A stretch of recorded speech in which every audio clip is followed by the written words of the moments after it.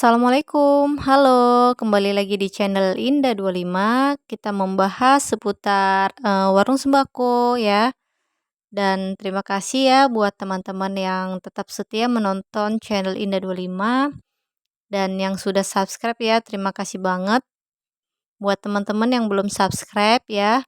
Minta dukungannya untuk subscribe, like dan komennya ya, agar Indah bisa lebih semangat lagi membangun channel Indah dan memberikan informasi-informasi yang bermanfaat yang pastinya ya seputar warung sembako. Hari ini Indah akan membahas pelayanan di warung sembako yang buruk ya, yang membuat pelanggan itu pada kabur. Pelayanan di warung sembako kepada pelanggan itu sangat berpengaruh terhadap kesuksesan sebuah usaha di warung sembako ya kan. Semakin bagus pelayanannya, pelanggan akan merasa puas sehingga tak sungkan-sungkan untuk kembali berbelanja lagi. Namun, terkadang pemilik warung sembako itu tidak menyadari kalau ternyata pelayanan di warung sembakonya itu buruk di mata pelanggan. Jika hal tersebut tidak segera diperbaiki, dampaknya akan fatal ya ke pelanggan karena pelanggan itu pasti akan merasa kapok untuk berbelanja lagi di warung tersebut.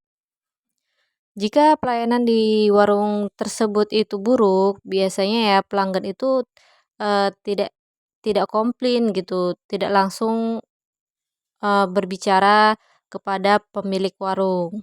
Tetapi dia itu kadang mau cerita ya ke tetangga-tetangga yang lain atau ke pembeli-pembeli yang lain gitu. Sehingga bisa menyebar dari mulut ke mulut kalau warung sembako Anda itu pelayanannya buruk gitu kan. Kalau warung sembako Anda pelayanannya mendapatkan kesan negatif, itu bisa mempengaruhi perkembangan warung Anda. Nah, saya akan berikan beberapa contoh kalau warungnya itu dicap dengan pelayanan buruk. Yang pertama itu timbangannya kurang pas. Baik yang kita sengaja ataupun yang tidak sengaja, yang namanya pembeli kalau udah biasa membeli di warung lain kan kira-kira ini berat gitu kan, setelah beli di warung yang curang ataupun tidak sengaja ternyata lebih enteng gitu kan, lebih sedikit, itu dia kan curiga gitu kan.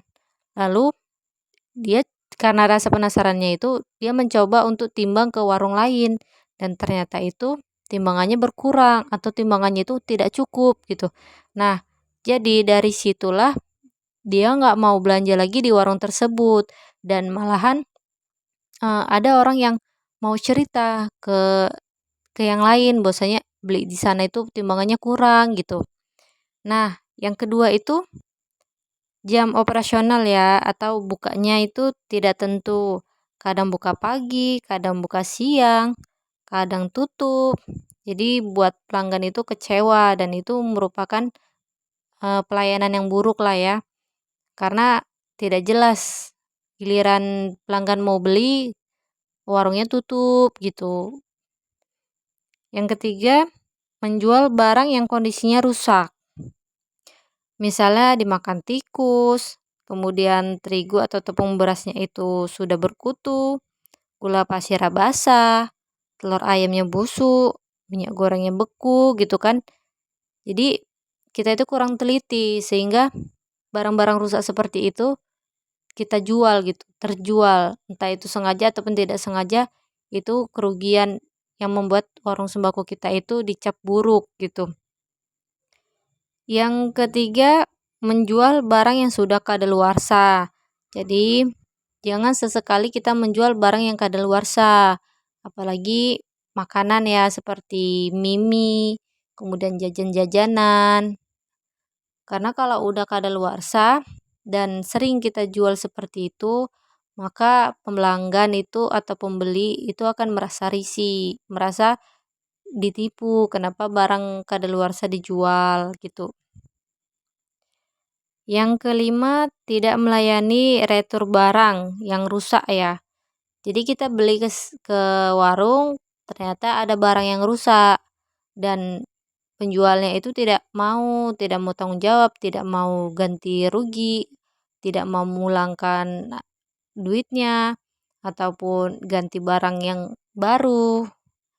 Jadi itu ya membuat pelanggan tersebut kecewa dan tidak akan belanja di warung tersebut lagi. Yang keenam, mengganti kembalian receh dengan permen. Jadi tidak semua pelanggan mau ya kembaliannya itu dikembalikan dengan permen. Jadi usahakan teman-teman mencari uang recehan dulu ya, atau tukar kemana gitu, sediakan uang receh untuk kembalian. Ketujuh, tidak melayani pembeli di saat jam istirahat. Jadi ya, kalau kita punya jam istirahat, misalnya siang hari tuh waktunya tidur, kemudian ada pembeli manggil-manggil di saat kita itu lagi tidur gitu. Lalu kita itu tidak mau menjualinya. Nah, itu juga termasuk pelayanan yang buruk. Karena kan mana tahu dia perlu entah beli beras atau beli gula ataupun minyak gitu. Jadi sebisa mungkin ya harus ada ya keluarga kita yang menjaga warung sembako kita. Jadi kalau memang siang itu kita lagi istirahat, ya kita tutup warungnya. Jangan kita buka tetapi kita tidak melayani pembeli di saat jam istirahat ataupun kita lagi makan. Jadi dalam keadaan apapun kalau memang kita masih membuka warung sembako, ya kita layanin pembeli.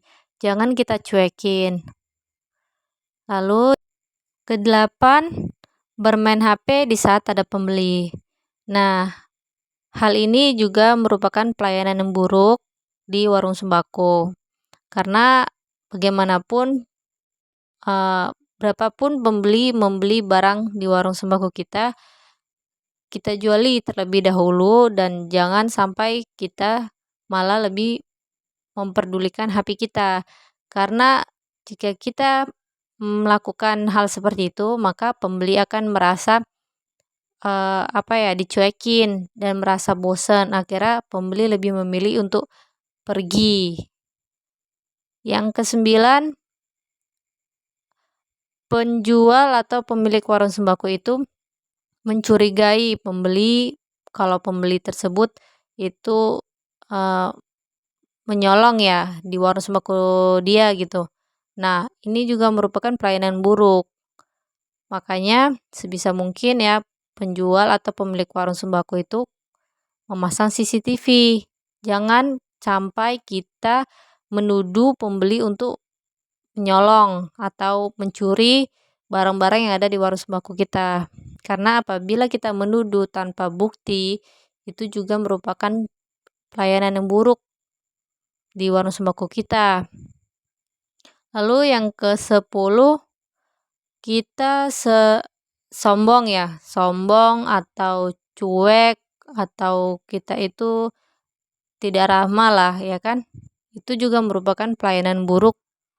Untuk kedepannya juga pembeli tidak akan membeli di warung kita lagi kalau kitanya itu sombong dan kitanya itu kadang sering marah-marah gitu kan, marah-marah ke pembeli tanpa sebab.